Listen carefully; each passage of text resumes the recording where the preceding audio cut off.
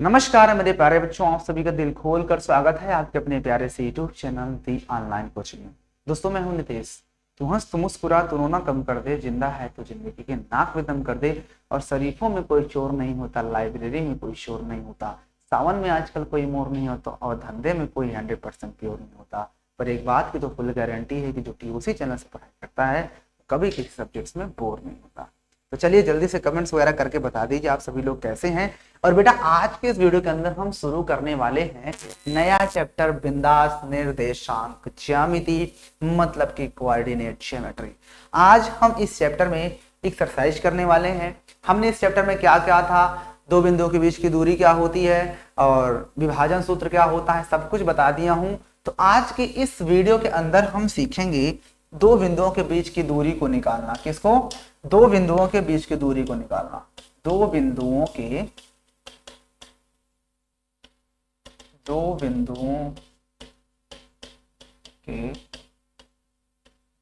बीच की दूरी। तो मैंने बताया था कि अगर कभी भी आपके पास दो बिंदु दे दे, जैसा ये और एक बिंदु ये, मान लो ये बिंदु P है जिसके निर्देशांक x1 और y1 है, और एक बिंदु P है Q है, एक क्या है Q है, एक निर्देशांक क्या है Q जिसके निर्देशांक x2 और y2 है। तो अगर कभी भी इनके बीच की दूरी आपको निकालना है P और Q, तो मैंने बताया था अंडर रूट लगाते हैं और यहाँ पे लिखते हैं x1 माइनस x2 का whole square plus y1 minus y2 का होल स्क्वायर। कुछ लोग इसको पलट के भी लिखते हैं तो वो भी सही है। तो ये फार्मूला आपको याद रखना, इसी फार्मूले से बेसिस आज के इस क्वेश्चन है। इसमें एक चीज और भी याद रखना है, कभी भी किसी त्रिभुज का तीन शीर्ष दे दे, मान लो ये त्रिभुज है, इस त्रिभुज के ये शीर्ष भी दे दे, ये शीर्ष भी दे दे और ये भी शीर्ष दे दे, किसी त्रिभुज के तीन शीर्ष दे दे, तो उससे क्वेश्चन ये बन सकता है कि बताओ ये त्रिभुज कैसा है। तो आपको क्या करना है, त्रिभुज हम तभी बता सकते हैं जब उसकी भुजाएं पता होती हैं।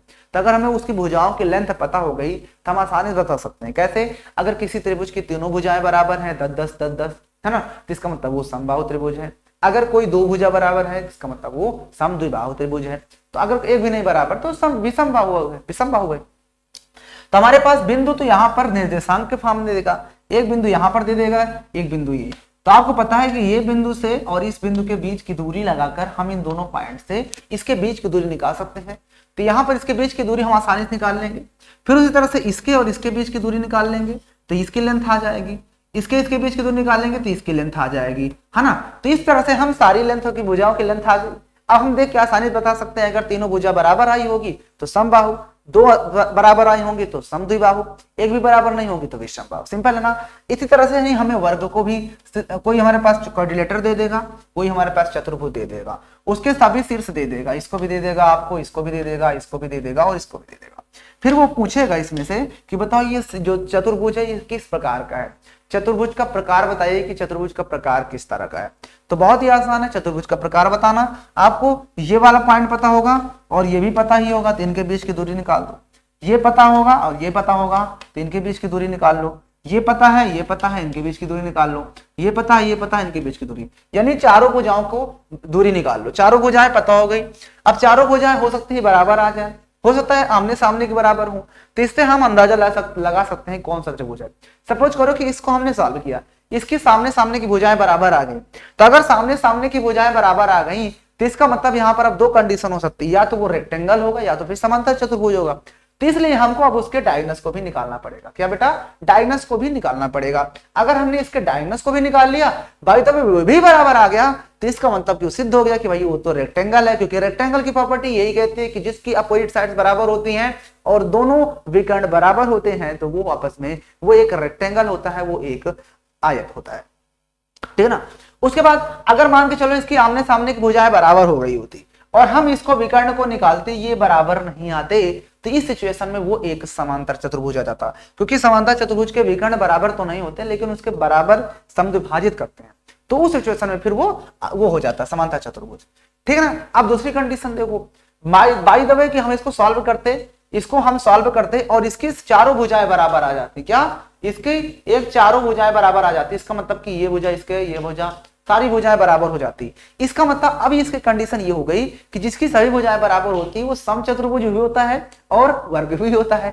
इसका मतलब अभी हम कंफर्म नहीं बता सकते कि ये हमारा जो बना है ये वर्ग है या फिर या फिर समचतुर्भुज है।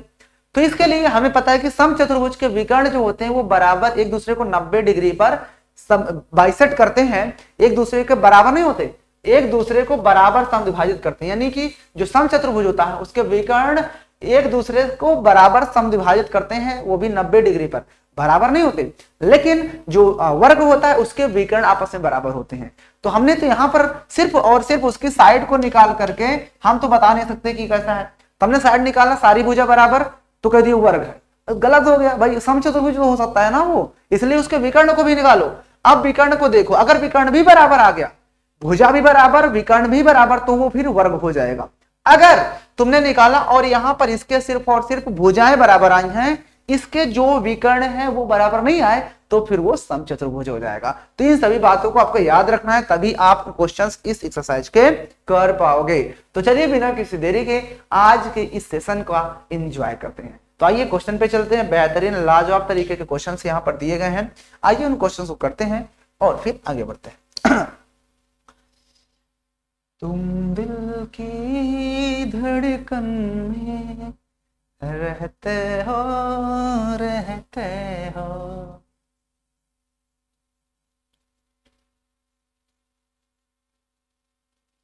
ओ जीवन में क्या कमी है।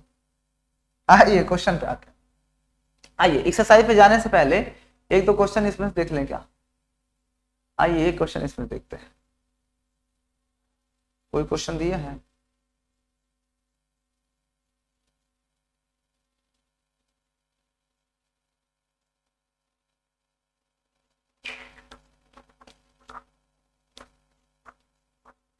बेटा यहां पर आइए उदाहरण नंबर 2 देखते हैं।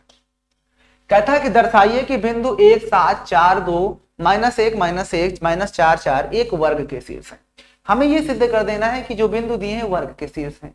तो अगर वर्ग के शीर्ष है तो इनके सभी भुजाएं बराबर और विकर्ण भी बराबर आना चाहिए, तभी वो हमारा वर्ग होगा। तो हम फटाक से क्या करेंगे, एक वर्ग बना लेंगे। आइए उदाहरण नंबर 2 को देखते हैं, उसके बाद एक्सरसाइज पे आते हैं।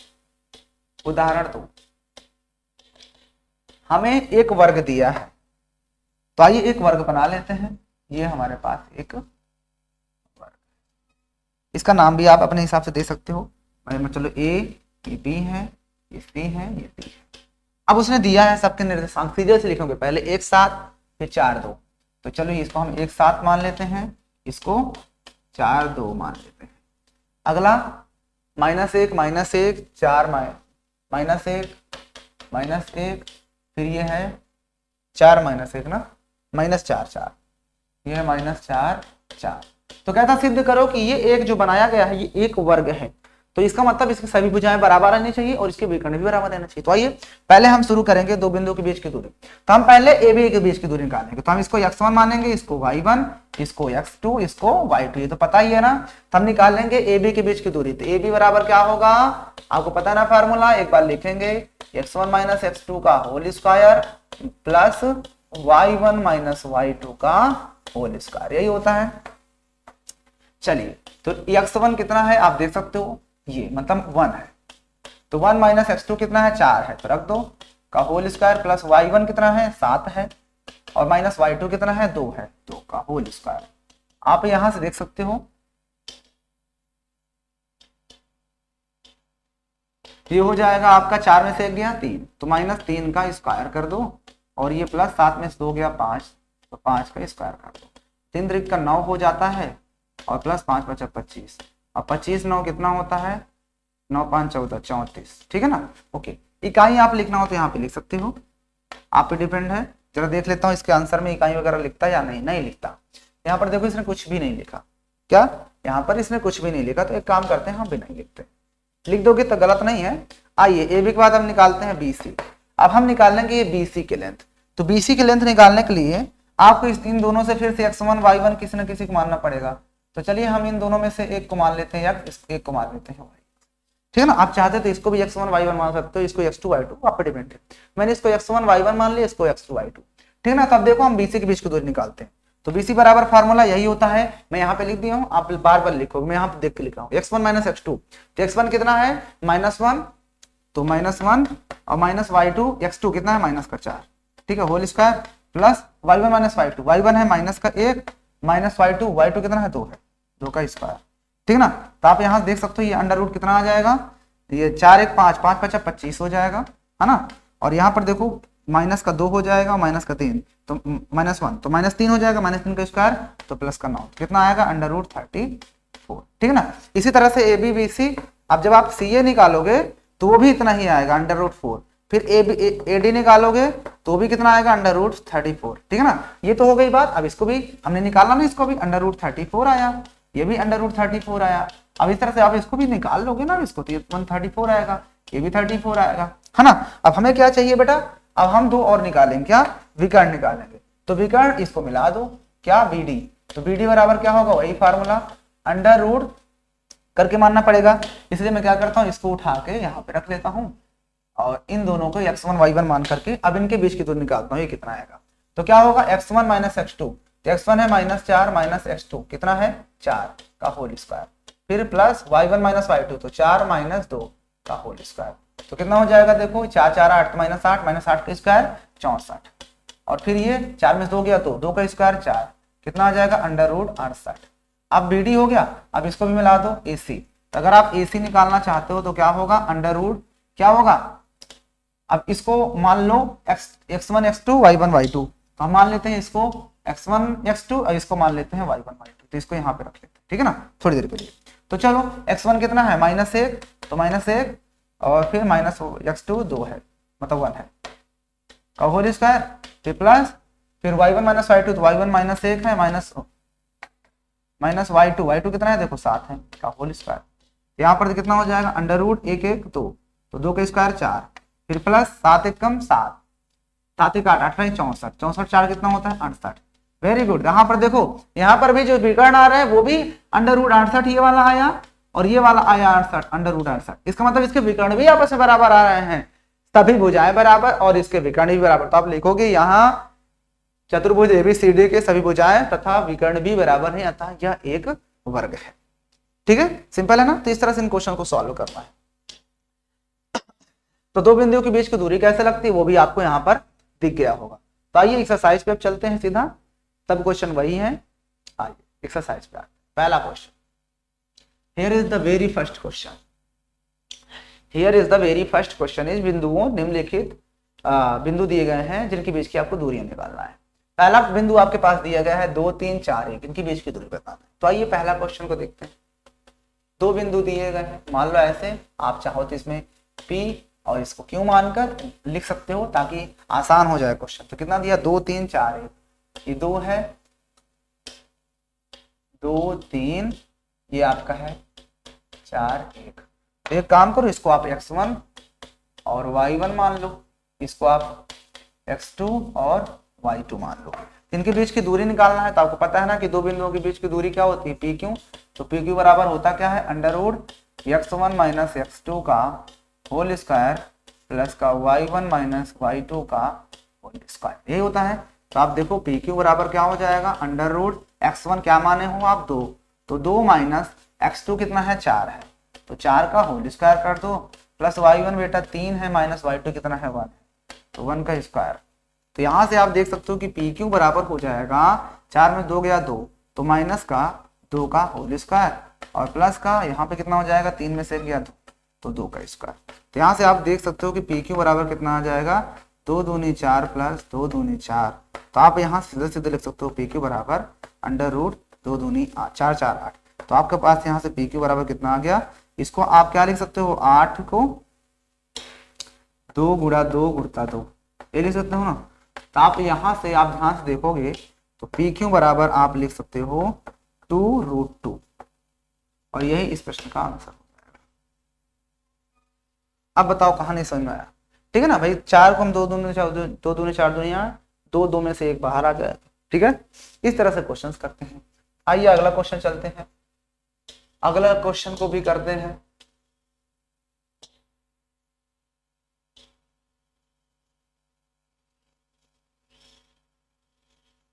आइए अगला क्वेश्चन देखो।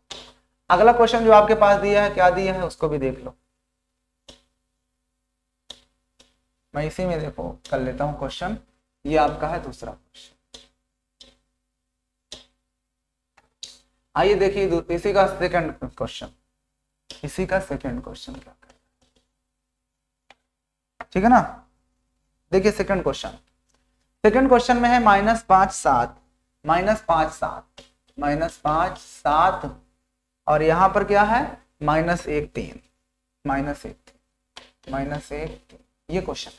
अब आपके पास भी यहां पर देखो चीज दी हुई है और हमें इसमें क्या बताना है, x और y की वैल्यू बतानी है, क्या बतानी है, सॉरी इनके बीच की दूरी। तो हमने मान लिया ए बी, पी क्यों, तुम चाहो तो ए भी मान सकते हो, जो भी मानोगे उसके बीच की दूरी निकाल लो। तो ऐसे हो गया। अब रख दो सारी चीज जो जो दी है, x1 - x2, x1 कितना है -5, -x2 कितना है, तो देख सकते हो x2 -1 है, तो यहाँ पर माइनस माइनस प्लस का 1 हो जाएगा, क्योंकि देखो फार्मूला वाला माइनस और यहाँ पे x2 -1 दिया, तो माइनस ये वाला और माइनस वो, माइनस माइनस प्लस हो जाएगा, तो प्लस का स्क्वायर। प्लस ये छोटी छोटी चीजें आपको पता होती है भैया। -y2 कितना है, y2 3 है, तो 3 का स्क्वायर कर दो, तो यहाँ पर आ जाएगा 5 में से 1 गया 4, तो -4 का होल स्क्वायर, और प्लस 7 में से 3 गया 4, तो 4 का स्क्वायर, ठीक है ना। तो यहाँ पर आपका आ जाएगा 4 चौके 16 और प्लस 4 चौके 16, तो यहाँ अंदर रूट कितना हो जाएगा 32। 32 को आप कितना लिख सकते हो, तो 2 दूना 4 दूना 8 दूनी 16 दूनी 32। तो यहाँ से आप पी क्यों बराबर आप देख सकते हो, यहाँ से एक जोड़ा यहाँ से, तो 2 यहाँ से निकलेगा, 2 यहाँ से, 2 2 दूनी 4 बाहर आ जाएगा, √2 बच जाएगा। ये आपका इस प्रश्न का आंसर हो जाएगा। मिलाओ लेते हैं क्वेश्चन, आप इसको कीजिए, तब तक हम इसका आंसर मिला लेते हैं।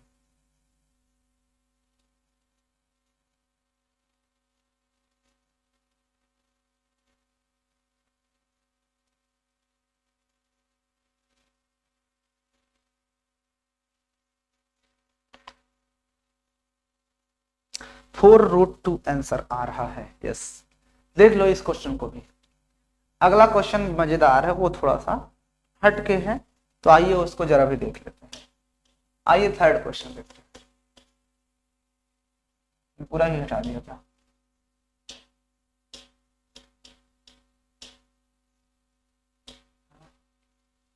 आएगा भी नहीं क्या भाई, ये भी वापस।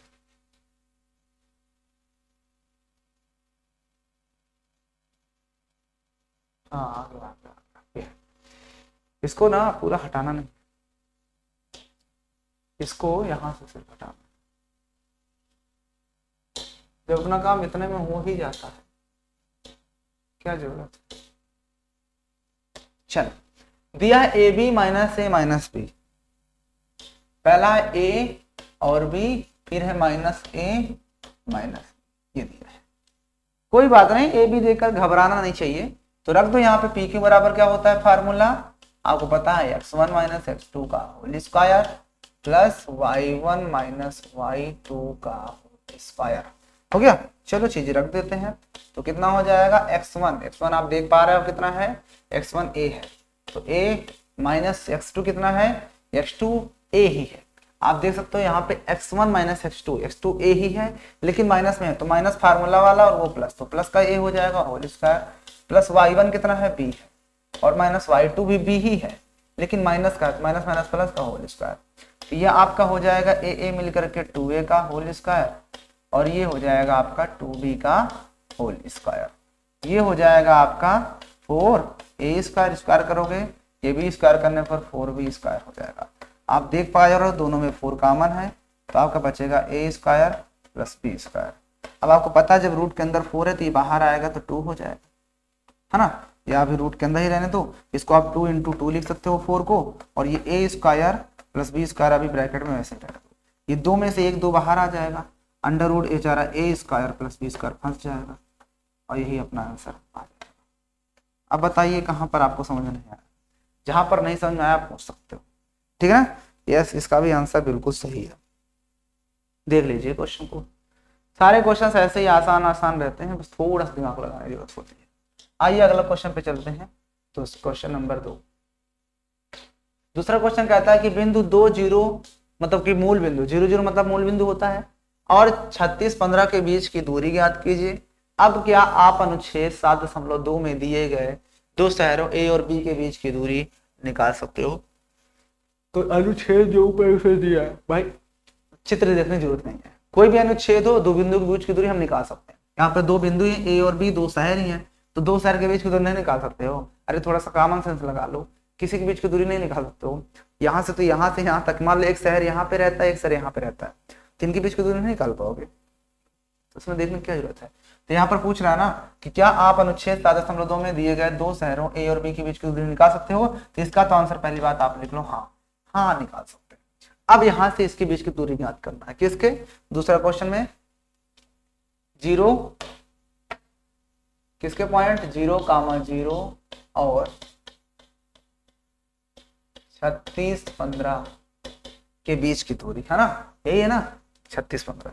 तो कोई बात नहीं, वही काम करेंगे जो अभी तक करते आए। पहले वाले को x1 y1 मानते हैं, दूसरे वाले को x2 y2 मानते हैं। तो आपको पता है ना कि फार्मूला क्या होता है, तो p, इसको p मान लो, कोई दिक्कत नहीं, इसको q मान लो।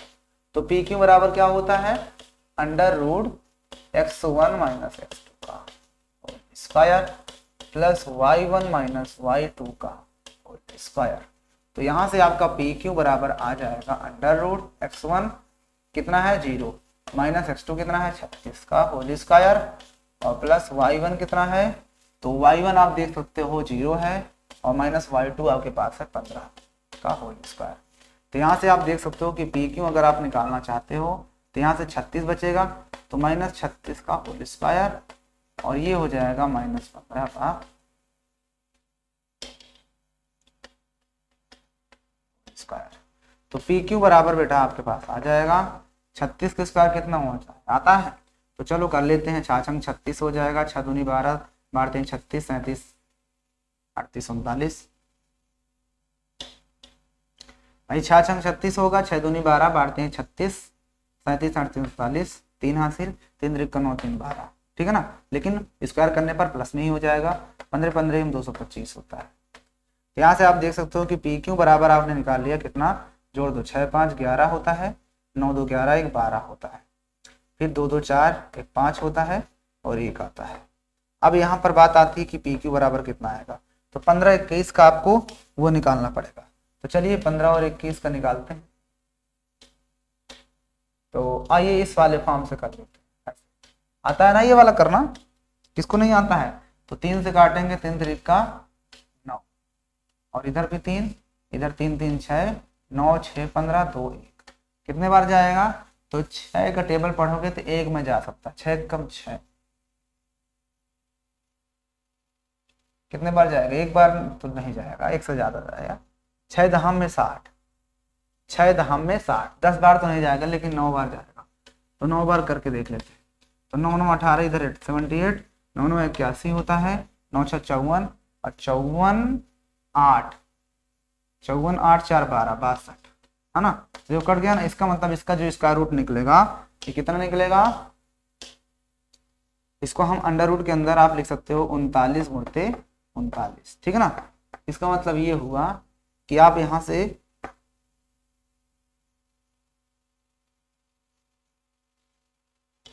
से पी क्यू बराबर 39 लिख सकते हो, ओके आंसर। अब बताइए आपको कहाँ समझ में नहीं आया? ये तरीका भी आपको पता होना चाहिए निकालने वाला, अगर ये नहीं कर पा रहे हो तो बेकार है। इतना छोटा मोटा क्वेश्चन अगर फंस जा रहे हो तो फिर तो बेकार है।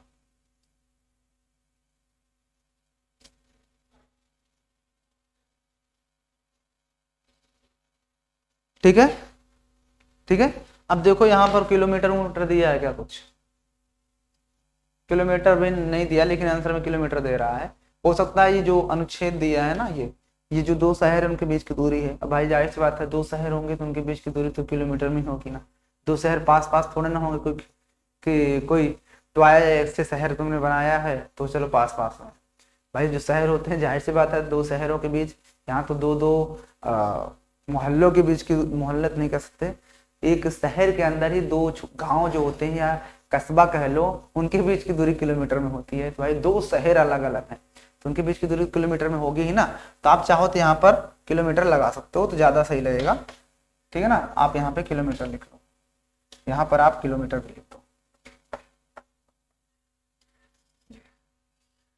ठीक है। तो यहाँ पर आपका ये भी क्वेश्चन क्या हो जाता है, क्लियर कट हो जाता है। आइए अगले क्वेश्चन पे चलते हैं, क्वेश्चन नंबर 3, उसको भी करने का पूर्ण अभ्यास।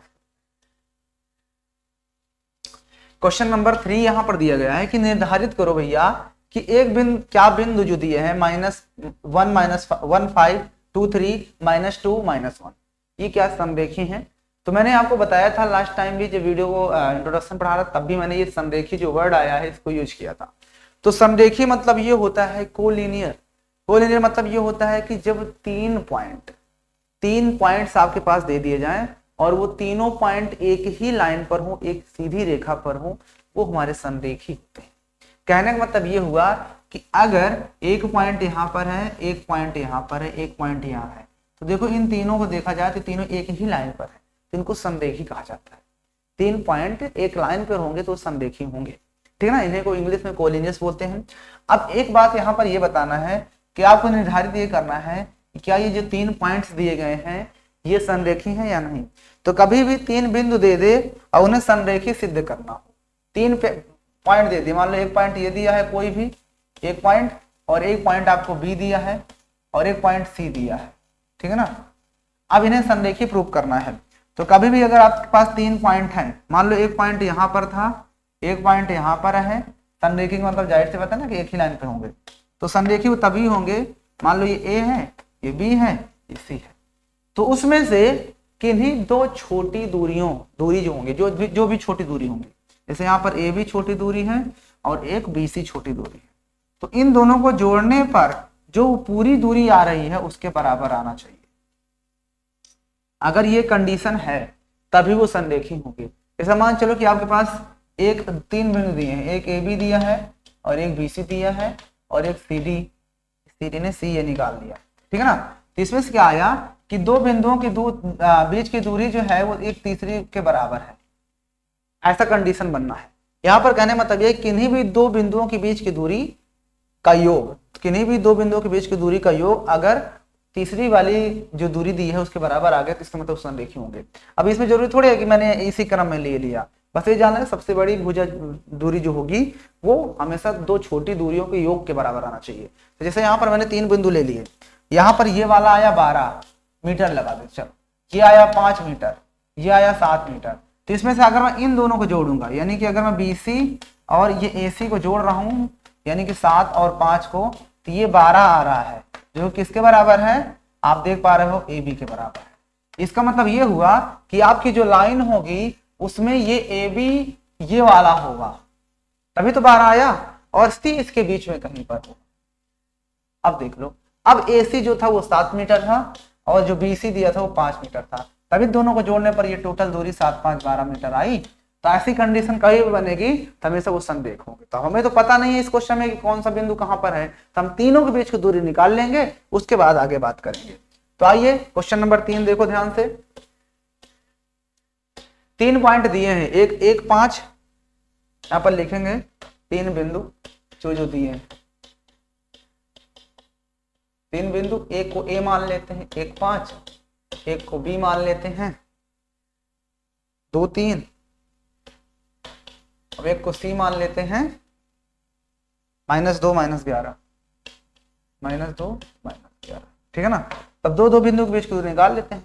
पहले हम निकाल लेंगे AB के बीच की दूरी। तो AB के बीच की दूरी निकालोगे तो फार्मूला आपको याद होना चाहिए, क्या होता है, x1 - x2 का whole square plus y1 - y2 का होल स्क्वायर। तो यहाँ से AB बराबर क्या आ जाएगा, √x1, मान लो थोड़ी देर के लिए इसको x1, इसको y1, इसको x2, इसको y2। तो x1 कितना है देख सकते हो, 1 - 2 का होल स्क्वायर प्लस फिर 5 - 3 का होल स्क्वायर। तो यहाँ से आपका AB आ जाएगा, 3 में से 1 गया, -2 में 2 गया तो -1 का होल स्क्वायर, यहाँ 5 में से 3 गया 2 तो 2 का होल स्क्वायर। यहाँ से आप देख सकते हो कि AB जो आएगा वो कितना आएगा, 1 का स्क्वायर 1 प्लस 2 का स्क्वायर 4, यानी यहाँ से आपने देखा कि AB जो आया वो √5 आया, ठीक है ना। ओके, AB निकाल लिए। अब आते हैं BC। अब हम निकालेंगे BC के बीच की दूरी, किसकी, अब निकालेंगे BC। तो BC भी वही चीज करना, √x1 - x2 का whole square plus y1 - y2 का होल स्क्वायर। यहाँ से आप देखोगे BC बराबर क्या होगा, x1। तो एक काम करते हैं, x1 y1 को उठा ले लाते हैं नीचे, इसको x1 y1 मान ले, कोई दिक्कत नहीं है इससे, आप किसी भी x1 y1 मान लो, जैसे मैं नीचे वाले को x1 y1 मान ली, ऊपर वाले को x2 y2, ठीक है ना, या तो फिर इसको नीचे मान लो, इसको, उससे कोई दिक्कत नहीं। तो x1 हमारे पास कितना है माइनस का 2, तो -2 माइनस x2 कितना है 2 है, तो माइनस का, तो ये भी हो जाएगा, प्लस y1 कितना है, तो y1 देख सकते हो माइनस का 11 है, और इसके बाद माइनस y2 कितना है 3 है, 3 रख दो होल स्क्वायर। तो यहाँ से आप देख सकते हो BC बराबर भी आपका 2 माइनस का 4 माइनस 4 का स्क्वायर हो जाएगा, अब प्लस ये हो जाएगा आपका माइनस का 15 नहीं माइनस का 14 का होल स्क्वायर। यहाँ से आप BC निकाल सकते हो, कितना आएगा 4 चौके 16, 16 16 196। यहाँ से आप देख पा रहे हो कि BC कितना आ गया अंडर रूट 6 6 12 10 11 212, है ना, सही तो है, ठीक है। अब हमें निकालना है एक तीसरा पॉइंट, अब तीसरा पॉइंट निकालेंगे BC। अब अगला पॉइंट जो आने वाला है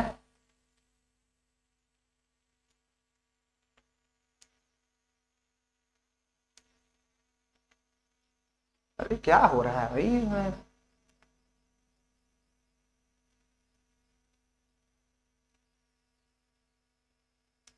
आइए BC आ जाएगा, साइड में कर देते हैं, इधर आ जाएगा कितने BC। अब अगर हम BC निकालना चाहते हैं तो वही फार्मूला x1 माइनस x2 का whole square plus y1 minus y2 का होल स्क्वायर। तो यहाँ से BC बराबर हो जाएगा अंडर रूट x1, x1 कितना ले लें बताओ, एक काम करते हैं इसको उठा के अब ऊपर पहुंचा देते हैं,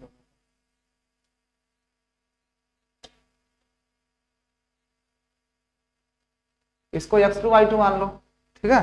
तो चलो x1 y1 नीचे वाले की मान ले रहा हूँ, तो x1 कितना है बोलो -2, तो -2, फिर x2 कितना है 1 है माइनस, तो -1 का होल स्क्वायर प्लस y1 कितना होगा माइनस का 11, तो -11 माइनस y2 कितना है 5 है, तो 5 का स्क्वायर, है ना। यहाँ देखो आप BC बराबर कितना हो जाएगा 1 -3, तो -3 का स्क्वायर कर दो प्लस ये हो जाएगा माइनस का 16 का स्क्वायर।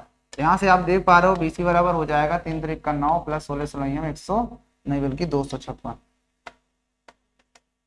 तो यहाँ से आप BC निकाल सकते हो, कितना आ जाएगा अंडर रूट 9 6 15 5 1 6 2 265, कितना आया 265, कितना आया 265, कितना आया बेटा 265। अब अगर यहाँ पर आपने 265 निकाल लिया, तब यहाँ पर थोड़ा सा और हमें काम करना पड़ेगा कि ये √5 के फॉर्म में है, तो इसको √5 बनाने के लिए हमें कुछ काम करना पड़ेगा। अगर हम 212 को तोड़ते हैं तो 2 से टूटेगा, तो 2 धाम में 20 2 पंचे 10, यही 2 धाम में 20 1 बचा 2 छंगे 12, फिर से 2 से, तो 2 पंचे 10 2 1 कम 2, फिर 3 से काटते हैं तो 17 आएगा, ये तो टूट ही नहीं रहा है। क्या करना है, निर्धारित कीजिए कि क्या ये बिंदु, अच्छा उसने बताना है कि क्या ये बिंदु संरेख है या नहीं। तो यहाँ पर आप ध्यान से देखोगे तो इसको आप BC को आप थोड़ा तोड़ दिए, तो आप लिख दो यहाँ पर, देखो ये जोड़ा बन गया, तो ये 2 तो 2 गुणते 2 लिख दो चलो, और गुणते 3 गुणते 17 17, ठीक है ना। यहाँ से आप देख पा रहे हो BC बराबर कितना होगा, ये में से एक जोड़ा बाहर आ जाएगा और 17 तो 51 अंदर रह जाएगा, ठीक है ना। अब 265 को भी तोड़ देते हैं, चलो यहीं पर 265 को भी तोड़ के लिख देते हैं, वैसे दिख ही रहा है अब नहीं होगा ये, लेकिन फिर भी अंतिम पड़ाव तक करते हैं इसको। तो 5 है 5 11 12 13, तो 5 से ही कटेगा, तो 5 से काटो, तो 5 बचा 25 1 बचा 5 3 15, अब नहीं कटेगा, तो 5 कोई मतलब नहीं निकलेगा इसको करने से, तो चलो रहने दो, इसको ना करो। यहाँ पर आप साफ साफ देख रहे हो कि ये √5 है, ये √51 है, ये रूट इतना ही बनेगा, इसका मतलब कि यहाँ पर साफ साफ दिख रहा है कि ये बिंदु संरेख नहीं था। यहाँ पर लिखोगे अतः दिए हुए बिंदु, अतः दिए हुए बिंदु संरेख नहीं है, संरेख नहीं है, ठीक है। अब बताओ कहाँ नहीं समझ में आया है, आप लोग पूछिए, जहां ना समझ में आया बताइए, ठीक है ना। तो इसका आंसर क्या हो जाएगा नहीं। आइए अगला क्वेश्चन पे चलते हैं, एक अभी और हो जाएगा। आइए क्वेश्चन नंबर 4 को देखते हैं क्या कह रहा है।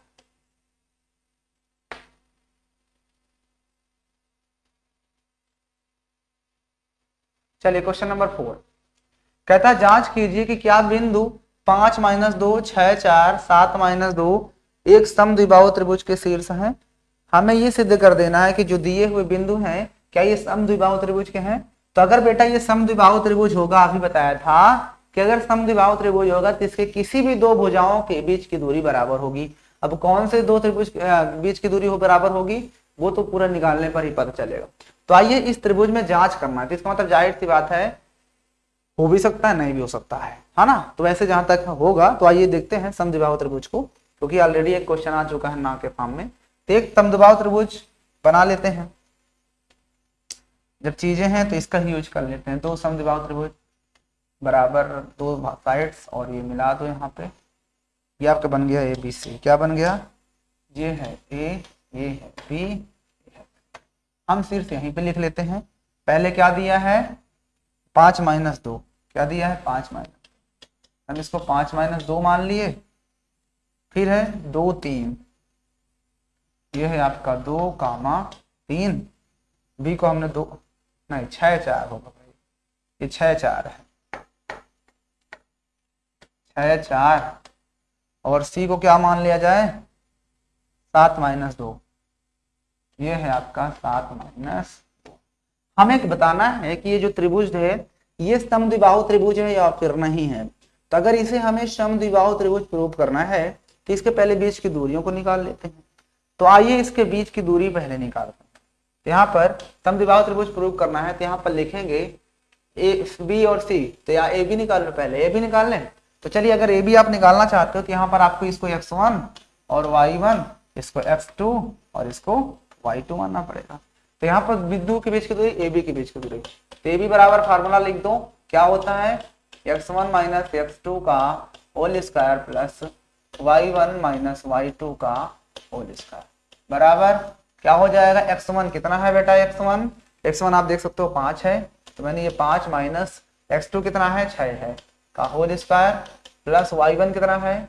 y1 माइनस का 2 है, फिर माइनस का y2 कितना है? 4 है का होल स्क्वायर बराबर। आप ध्यान से देखोगे तो 5 में से 6 गया -1, तो -1 का स्क्वायर करोगे तो या -1 लिख ही देता हूँ, चलो -1 का स्क्वायर फिर प्लस 4 2 6, तो -6 का होल स्क्वायर बराबर कितना आ जाएगा? ये अंडर रूट 1 का स्क्वायर 1, 6 6 का 36 बराबर अंडर रूट 37। कितना आएगा?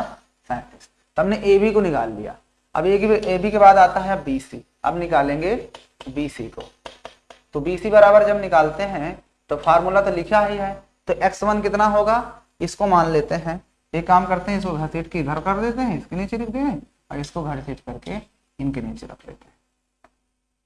ठीक है ना? चलो आओ। तो x1 कितना होगा? 6। ये x1 है भाई, हाँ x1 है। तो चलिए x1 आपके पास 6 है, ये 6 और माइनस x2 भी 7 दिया है का होल स्क्वायर प्लस y1 देखो 4 है, वो 2 है, तो 4 फार्मूला वाला माइनस, लेकिन फार्मूला में माइनस, क्वेश्चन में माइनस है तो माइनस माइनस प्लस का 2 का होल स्क्वायर बराबर कितना हो जाएगा? देखो 6 में 7 घटाओ तो -1 बचेगा, -1 का स्क्वायर तो 1 होगा, फिर प्लस 4 2 6, 6 का स्क्वायर 36, कितना आएगा? Under root 37। देखो ये दोनों बराबर आ गया ना। तो ये भी निकाल लो।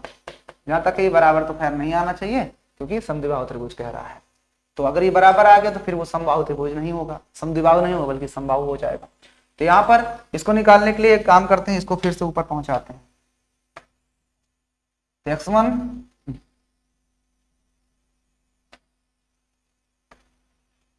और y1 आपको पता चल चुका। फिर x1 कितना है? 5, तो 5 माइनस x2 कितना रखेंगे? 7 का होल स्क्वायर प्लस y1 कितना है? माइनस का 2 और फिर माइनस y2 कितना है? 2, तो माइनस माइनस प्लस हो जाएगा का होल स्क्वायर बराबर कितना होगा? देखो 7 में से 5 गया, 2 -2 का स्क्वायर करोगे तो 4 ही आएगा, प्लस ये -2 0 ही हो जाएगा, तो 0 का स्क्वायर 0 ही होगा बराबर अंडर रूट 4 बराबर 2 ही तो आएगा ना बाहर, क्योंकि 2 घट जाएगा 0 ही आएगा। तो यहाँ पर लिखोगे यहाँ ए बी बराबर, या ये चीज नहीं लिखना चाहते हो तो यहाँ पर लिख सकते हो ये चीज, यहाँ पर लिखोगे त्रिभुज ABC में क्या है? तुमने दिखाया कि AB बराबर BC बराबर अंडर रूट 37 तथा आपका जो ये AC आया है या CA आया है, ये कितना आया है, 2 आया है, 2। अतः स्पष्ट है कि त्रिभुज ABC एक कैसा त्रिभुज है, एक समद्विबाहु त्रिभुज। क्या है, एक समद्विबाहु त्रिभुज। हेंस प्रूव, यही प्रूव करना था या दिखाना था, तो हेंस प्रूव ना लिखो, हेंस प्रूव ना लिखो, रहना चाहिए। बताओ अब कहां पर ये चीजें जो मैंने आपको बताया, कहीं पर भी किसी भी तरह का दिक्कत है तो आप बता सकते हो। कहीं पर भी किसी भी तरह का अगर दिक्कत हुआ है तो आप बता सकते हो।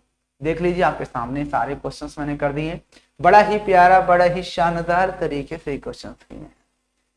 बोलिए कहां पर दिक्कत है, बोलिए कहीं दिक्कत है क्या?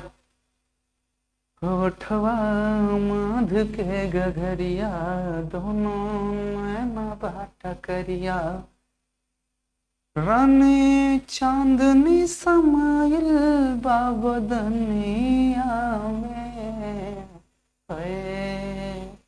अठवाया जुबा बाड़ू दुनिया में, है अठवाया जुबा बाड़ू दुनिया में।